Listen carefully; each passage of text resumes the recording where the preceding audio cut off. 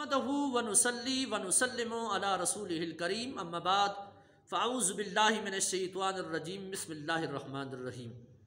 سامعین ذی وقار، جس وقت ہم اللہ کی مقدس کتاب قرآن مجید کو پڑھتے ہیں تو قرآن مجید کے اندر 3 قسم کی آیات ہمیں ملتی ہیں۔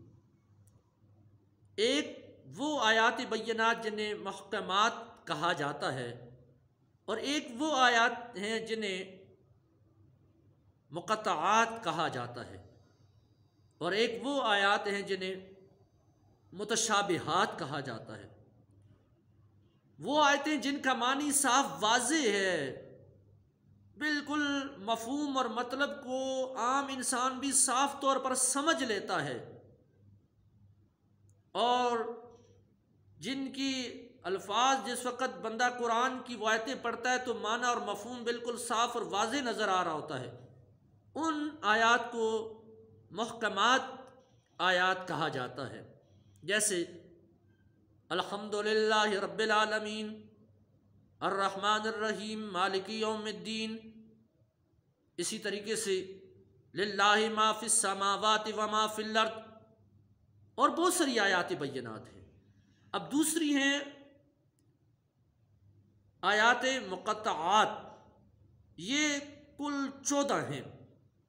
یعنی آپ نے قرآن مجید جب آپ پڑھتے ہیں، ہم پڑھتے ہیں تو ہم نے دیکھا ہوگا کہ شروع میں چند صورتوں کے شروع میں لکھا ہوتا ہے الف لام میم، جیسے سورہ بقرہ میں حامیم کاف یا عین صاد طاسین، اس طرح یہ 14 حروف مقطعات ہیں۔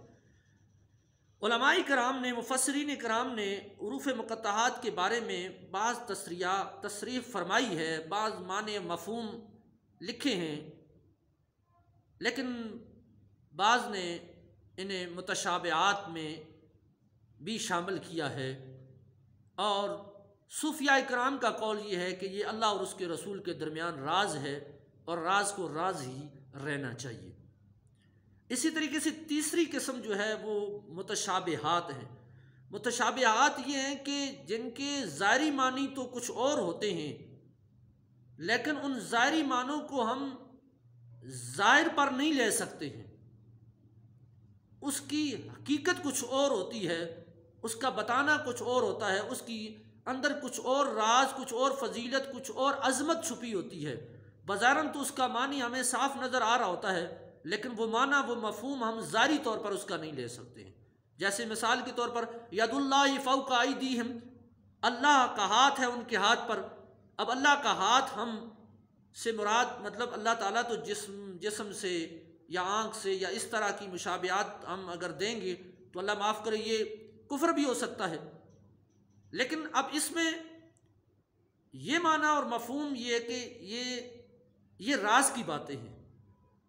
بظاہراً علماء کرام نے اس کا یہ معنی اور مفہوم، مفسرین نے لکھا ہے کہ اس سے مراد یہ ہے کہ یعنی یہ ایک مثال دی گئی ہے، یعنی یہ جو ہاتھ ہے اے نبی صلی اللہ علیہ وسلم، آپ کے ہاتھوں پر جنہوں نے بیعت کی ہے، یہ بیعت ان کے اوپر میرا ہاتھ ہے، یعنی ان پر میری برکت بھی ہے، میری رحمت بھی ہے، میری رضا بھی اس میں شامل ہے۔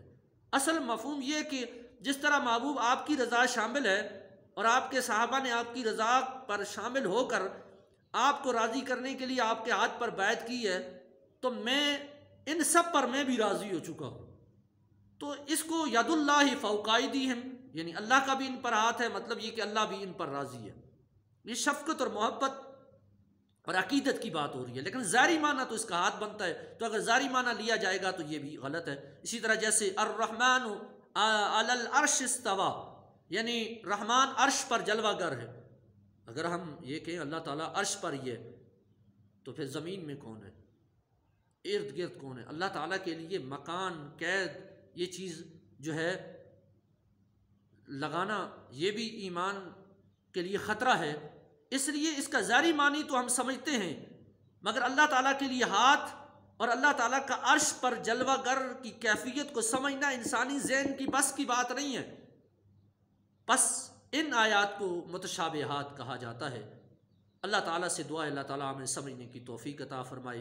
وما توفیقی الا باللہ العلی العظیم۔